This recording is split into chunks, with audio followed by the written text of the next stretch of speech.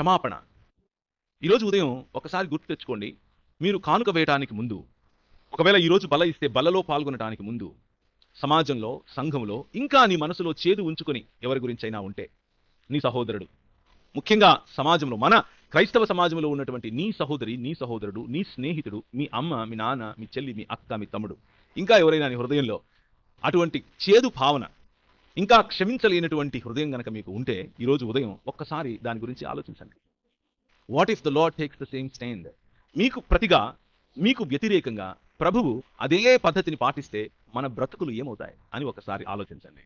Forgiveness is the centre of this Kingdom. ఈ రాజ్యానికి ఉన్నటువంటి కేంద్రం క్షమాపణ.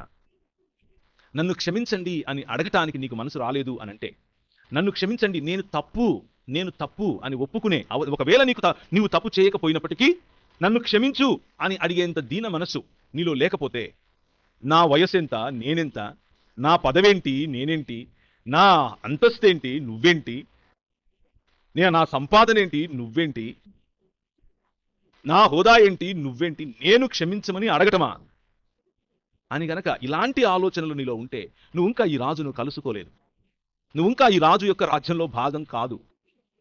Let me very clearly state this to you. నన్ను క్షమించు అని అడగటానికి దమ్ము కావాలి.